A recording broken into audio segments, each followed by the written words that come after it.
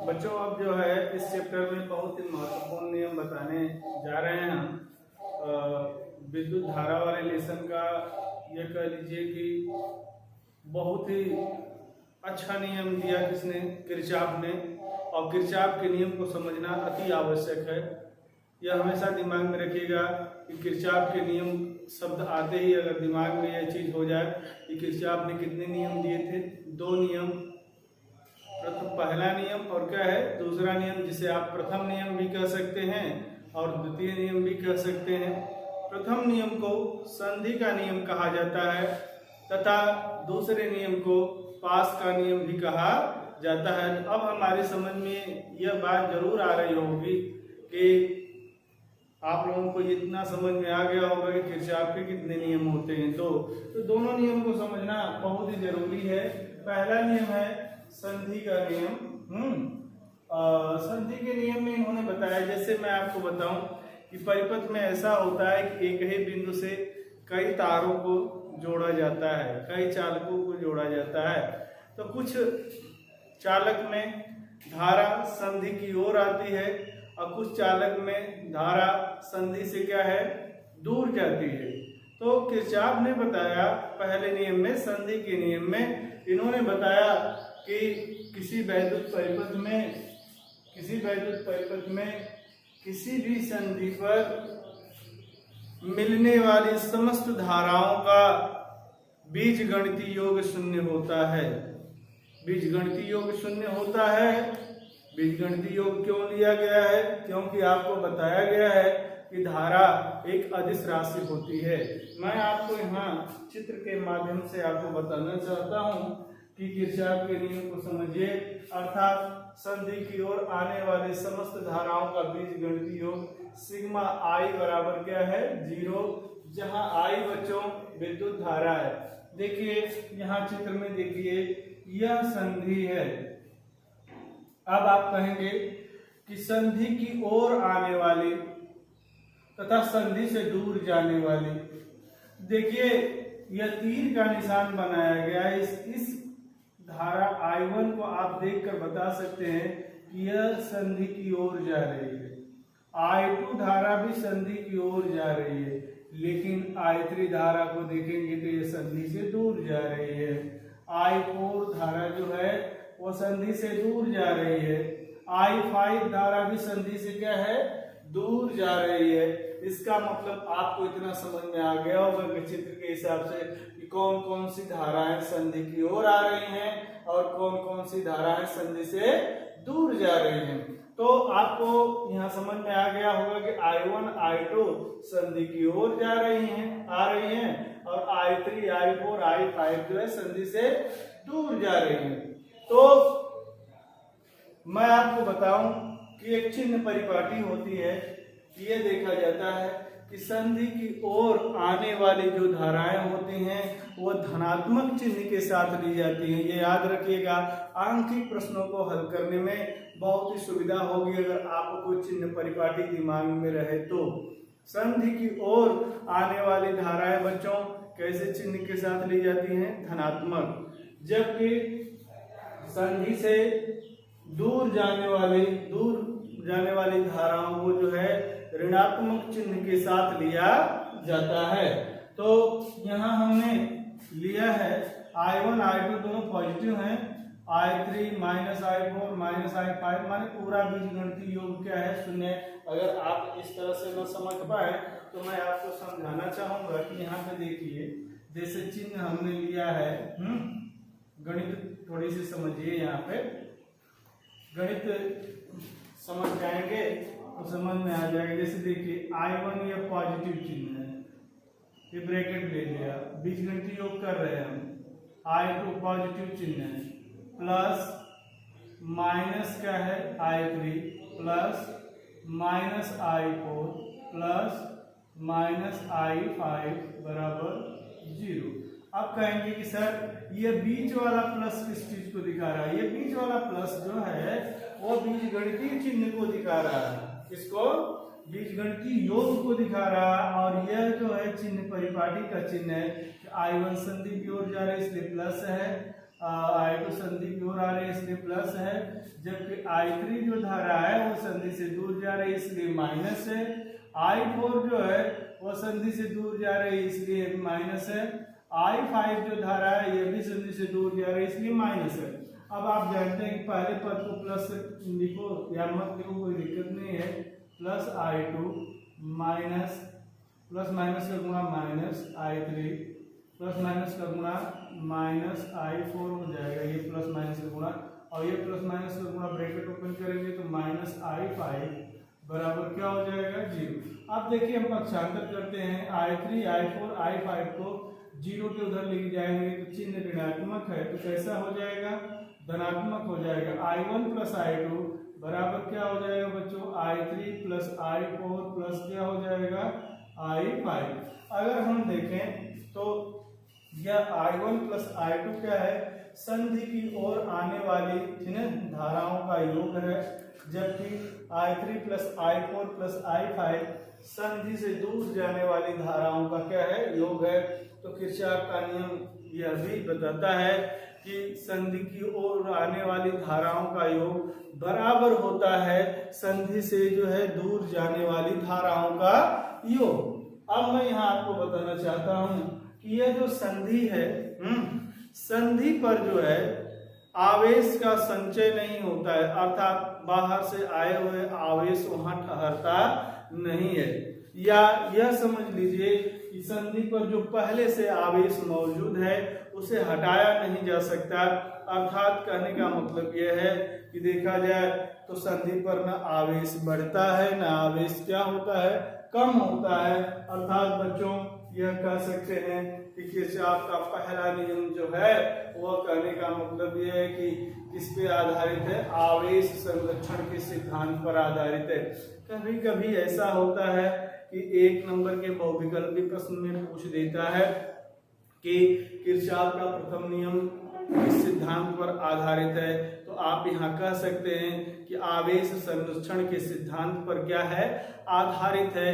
क्योंकि आपको हमने बताया कि संधि पर न तो आवेश का संचय होता है न ही संधि पर स्थित आवेश को हटाया जा सकता है। अर्थात आवेश को न घटाया जा सकता है संधि पे, न ही बढ़ाया जा सकता है। अर्थात जो है किरचॉफ का पहला नियम आवेश संरक्षण के सिद्धांत पर कार्य करता है।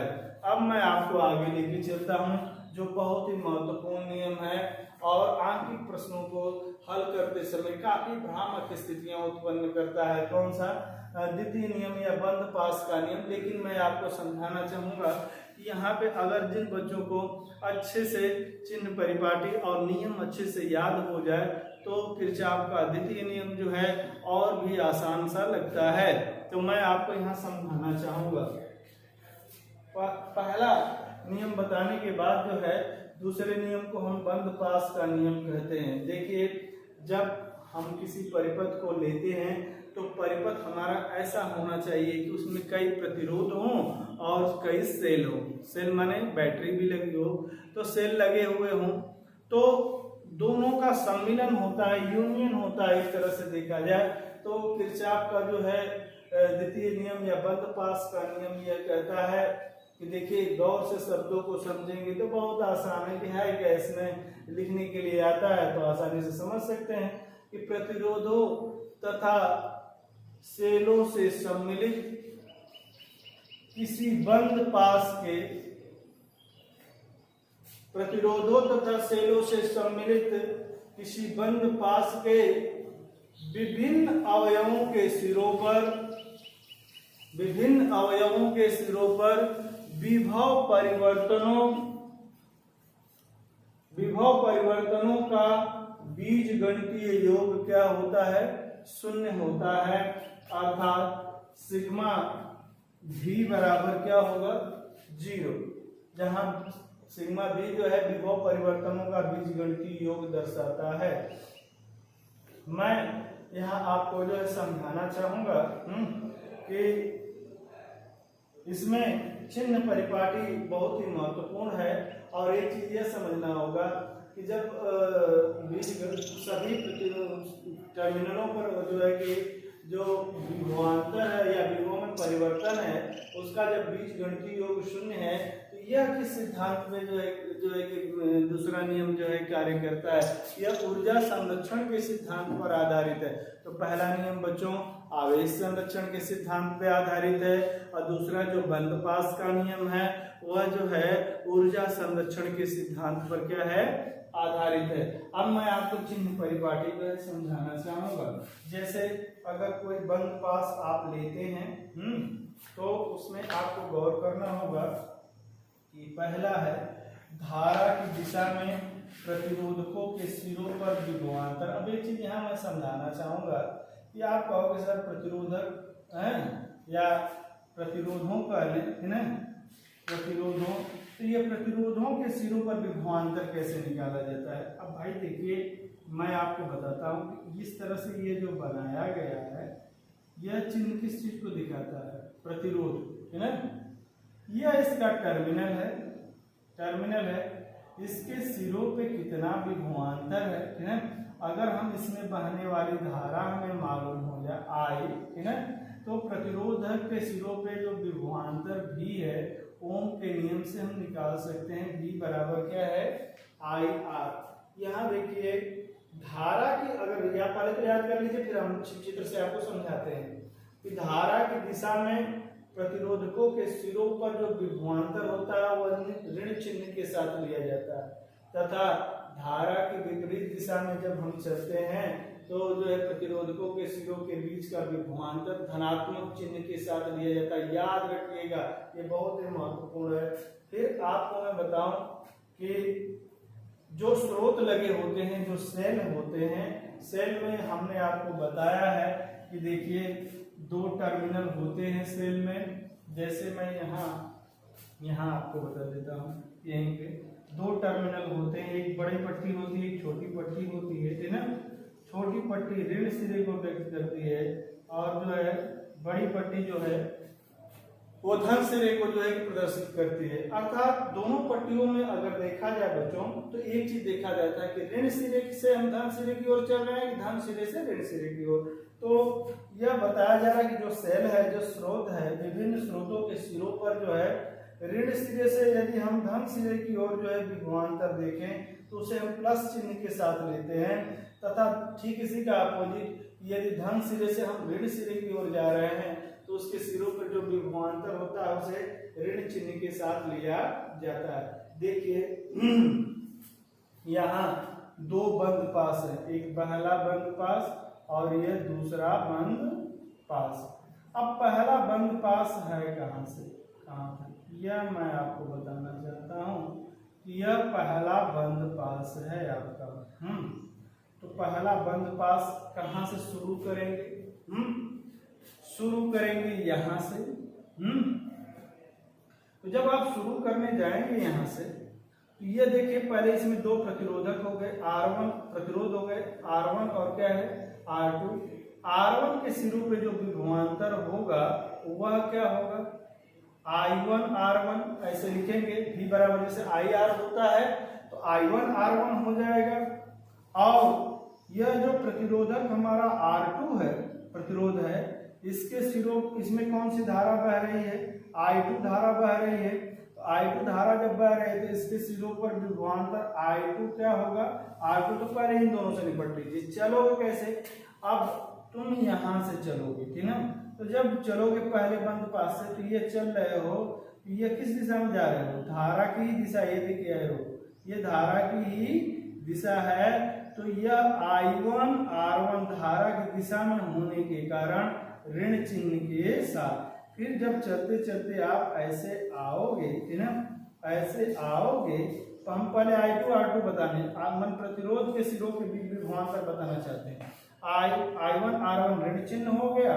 अब I2 इधर से चल रहे थे, देखिए I1 R1 ऋण चिन्ह हो गया धारा की दिशा में, जबकि अब ये देखिए यहाँ धारा किस दिशा में जा रही है, लेफ्ट से राइट से लेफ्ट हो रही है। आप जा रहे हैं लेफ्ट से किसकी तरफ, राइट की तरफ, अर्थात इस धारा के आप विपरीत जा रहे हैं। तो इस प्रतिरोध के सिरों के बीच विभवांतर I2 R2 जो है हमारा किस चिन्ह के साथ होगा, प्लस चिन्ह के साथ होगा, ठीक है। तो यहाँ हमने लिखा है बंद पास रेख के लिए कि -I1R1 प्लस I2R2। अब हमारे स्रोत जो दूसरा है विभिन्न स्रोत, तो विभिन्न स्रोत इसमें कितने हैं, एक सेल यहाँ है, ये पहला स्रोत हो गया, ये क्या हो गया दूसरा। तो इस बंद पास में जब हम चले थे यहाँ से, तो हम चले थे तो ये देखेंगे कि हम ऐसे ही आ रहे थे कि राइट से क्या है लेफ्ट की तरफ बढ़ रहे थे। तो राइट से लेफ्ट की तरफ बढ़े तो पहले क्या पड़ा ऋण टर्मिनल और फिर क्या पड़ा धन टर्मिनल। पहले क्या पड़ा ये देखिए ऋण टर्मिनल और फिर क्या पड़ा धन टर्मिनल, अर्थात हम ऋण सिरे से किसकी तरफ जा रहे हैं धन सिरे की तरफ जा रहे हैं। तब E1 किस चिन्ह के साथ लिया जाएगा पॉजिटिव चिन्ह के साथ। अब दूसरा स्रोत हमारा E2 है, तो हम आ तो रहे थे इसी तरह से आए भी, अब हम चल रहे हैं ऐसे। ये देखिए पहले कौन सी प्लेट पड़ी धन प्लेट और फिर बाद में क्या पड़ी ऋण प्लेट, अर्थात हम धन से किसकी तरफ बढ़ रहे हैं ऋण सिरे की तरफ। तो यहाँ E2 को हम कौन सा चिन्ह लेंगे ऋणात्मक। तो ये देखिए प्रतिरोध के सिरों के बीच का विभवांतर और क्या है स्रोत के सिरों के बीच का विभवांतर का योग क्या है 0 है, अर्थात यहाँ ऊर्जा संरक्षित होती है। अब आइए अगर आप बंद पास 2 देखें तो बंद पास 2 कहाँ से शुरू होता है, ये आपका बंद पास 2 हुआ। ये बंद पास 2 हुआ जिसमें कौन शामिल है प्रतिरोध R2 और क्या है R3 और एक जो एक ही स्रोत है E2। तो अगर हम इस प्रतिरोध के सिरों के बीच टर्मिनल विभवांतर देखें यह धारा की दिशा होगी I2R2 जिसको हमने लिया है ऋणात्मक चिन्ह के साथ, और यहाँ धारा का योग हो गया I1I2। तो इसमें I1I2 धारा बह रही है दोनों, यह धारा की दिशा में चल रहे हैं तो -I1I2R3, है ना। और जब आप इस तरह से चल रहे हैं इस बंद पास 2 के लिए तो आप जो है ऋण टर्मिनल से धन टर्मिनल की ओर जा रहे हैं, अर्थात कहने का मतलब ये E प्लस E2 बराबर क्या होगा 0। तो अब आसानी से समझ में आ गया होगा। काफी इस पे आधारित आंकिक प्रश्न जो लेंगे उसको जो है समझना अति आवश्यक है। तो आंकिक प्रश्नों को हल करते समय किरचॉफ के नियम को आप अच्छे से अप्लाई कर पाए तो ये बहुत बड़ी अचीवमेंट होगी आप लोगों के लिए। तो तुरंत पढ़िए, तुरंत आंकिक प्रश्नों को हल कीजिए। अब मैं आपको बताना चाहता हूँ कि बहुत ही जो है कि महत्वपूर्ण एक चीज है व्हीटस्टोन सेतु। तो जैसे इंग्लैंड के वैज्ञानिक थे उनका नाम था बच्चों व्हीटस्टोन, है ना। और इन्होंने जो है कि अज्ञात प्रतिरोध ज्ञात करने का एक सिद्धांत प्रस्तुत किया जो बहुत ही जो है कि आगे चल के भौतिक विज्ञान में लाभकारी सिद्ध होगा और जिसका उपयोग जो है करके विज्ञान आगे भी बढ़ा है। तो जैसे मैं देखूं आपको कि व्हीटस्टोन सेतु का सिद्धांत मैं आपको बताना चाहूँ तो व्हीटस्टोन सेतु में है ना चतुर्भुज रूप में देखिए यहाँ एक चतुर्भुज है ABCD, चतुर्भुज रूप में 4 प्रतिरोध होते हैं। तो प्रतिरोध को ये मत समझिएगा केवल R से ही दिखाते हैं ना। यहाँ देखिए हमने यहाँ प्रतिरोध क्या मान लिया है, प्रतिरोध P है और दूसरा प्रतिरोध क्या है Q है, तीसरा R है, चौथा क्या है S है। यह 4 प्रतिरोध होते हैं। व्हीटस्टोन सेतु में चतुर्भुज के रूप में जो है 4 प्रतिरोध जो है होते हैं और किस क्रम में जुड़े होते हैं श्रेणी क्रम में, एक दूसरे के किस क्रम में जुड़े होते हैं बच्चों श्रेणी क्रम में जुड़े होते हैं। और कहने का मतलब ये देखिए P और Q श्रेणी क्रम में, R और S भी क्या है श्रेणी क्रम में, इनका जो संयोजन होगा तो समांतर क्रम में हो जाएगा, ठीक है। तो 4 प्रतिरोध श्रेणी क्रम में जुड़े होते हैं और जानते ही हैं कि कोई भी चतुर्भुज होगा तो उसके कितने विकर्ण होंगे, एक विकर्ण यह एक विकर्ण यह। एक विकर्ण जो है सेल से जुड़ा होता है, ठीक है ना, सेल से जुड़ा होता है और केवल एक क्या है यहाँ पे कुंजी। दूसरा विकर्ण हमारा जो एक प्रतिरोधक होता है, मान लिया हम प्रतिरोध होता है R' और एक गैल्वानोमीटर होता है मतलब धारा मापी से जुड़ा होता है और यहाँ कुंजी क्या है K2। तो ये 4 चीजें होती हैं, ठीक है। जब हम सेल से धारा इसमें प्रवाहित करते हैं और यहाँ पे गैल्वानोमीटर में माने धारा मापी में कोई विक्षेप नहीं आता। विक्षेप का मतलब ये है कि सुई अगर इस तरह से हो गई तो विक्षेप है, या राइट साइड में ऐसे मूव कर गई तो विक्षेप है, लेकिन ये जो सुई बिल्कुल स्ट्रेट सीधी है तो ये देखा जाता है कि कोई विक्षेप नहीं है। तो यह जो है कि आपको मीटर सेतु में भी मिलेगा, प्रैक्टिकल करने के लिए भी मिलेगा संतुलन की स्थिति। यहाँ मैं एरो को सीधा दिखाया, ये धारामापी है जी, और यह कोई शून्य विक्षेप की स्थिति को प्रदर्शित करती है। तो सेतु हमारा संतुलित अवस्था में कहा जाता है। तब चार भुजाओं A B B C C A D और क्या है सी डी के बीच लगे चार प्रतिरोधों का अनुपात आपस में बराबर होता है, अर्थात P/Q बराबर R/ क्या है यस। देखो भुजा ए बी और बी सी को हम कहते हैं अनुपाती भुजा, है ना, और भुजा ए डी को कहते हैं ज्ञात भुजा, और भुजा सी डी को हम क्या कहते हैं अज्ञात भुजा। यदि हमें अनुपाती भुजाओं के प्रतिरोध का अनुपात मालूम हो, ज्ञात प्रतिरोध R मालूम हो, तो अज्ञात प्रतिरोध यस को जो है व्हीटस्टोन सेतु के सिद्धांत से जो है कि हम पता कर सकते हैं। तो इसका सिद्धांत यही है कि अनुपाती भुजाओं के प्रतिरोधों का अनुपात बराबर जो है ज्ञात भुजा का अनुपात, ज्ञात भुजा बटा में क्या है अज्ञात भुजा का प्रतिरोध, अर्थात P/Q बराबर R/ क्या है यस। यही व्हीटस्टोन सेतु का सिद्धांत है। इसको हम प्रूफ कर देते हैं। प्रूफ करते समय मैं आपको बताऊं कि चित्रानुसार संतुलन की अवस्था में हम देखें, है ना, तो यह जो संतुलन की अवस्था में ये जो प्रतिरोध R ऐसे ये प्रभाव विहीन हो जाता है, ऐसा इसका कोई प्रभाव नहीं पड़ता। तो हम बंद पास कौन सा ले रहे हैं, इसमें I1 धारा भर है, इसमें I2, बंद पास A B D A। अब दिशा समझिएगा पास की, अब इस तरह से भी ले सकते हैं A D B A। तो आप किस तरह साइड से चल रहे हैं उस हिसाब से जो है वहां किरचॉफ का नियम लगेगा। तो बंद पास कौन सा हो गया A B D A। तो यह प्रतिरोध है हमारा, इसके सिरों के बीच विभवांतर क्या होगा I1P होगा। अब ये पॉजिटिव होगा कि निगेटिव, अरे भैया जब आप A से B की तरफ जा रहे थे धारा की दिशा है, ये कैसा होगा निगेटिव। यह तो प्रभाव विहीन है। जब B D इधर आएंगे तो एक प्रतिरोध आपको R मिला, इसमें जो है धारा कितनी बह रही I2, तो इसके सिरों के बीच विभवांतर I2R होगा। लेकिन आप चल रहे हैं D से A की तरफ और धारा की दिशा है A से किसकी तरफ D की तरफ, इसका मतलब धारा की विपरीत दिशा में जा रहे हैं। इसको कौन से चिन्ह के साथ लेंगे प्लस चिन्ह के साथ, अर्थात -I1P प्लस I2R बराबर क्या होगा 0। पक्षांतर कर ले तो I1P1 बराबर I2R। यह हमारा समीकरण फर्स्ट हुआ। अब हम चले बंद पास BCDB के लिए चले किरचॉफ के द्वितीय नियम से। तो देखिए धारा की दिशा में प्रतिरोध Q, I1Q प्लस I2 क्या होगा विपरीत होने का प्लस चिन्ह से लिया जाएगा I2S बराबर 0, या I1Q बराबर I2S। समीकरण फर्स्ट को समीकरण सेकंड से अगर हम भाग दे दें बच्चों, तो I1P बटा में I1Q बराबर I2R बटा में I2S। यहाँ I2 से I2 कट जाएगा, I1 से I1 कट जाएगा, P/Q बराबर R/S। यही व्हीटस्टोन सेतु का सिद्धांत है। वाइवा में भी यह प्रश्न पूछा जाता है कि व्हीटस्टोन सेतु का सिद्धांत लिखिए या बताइए या समझाइए, है ना।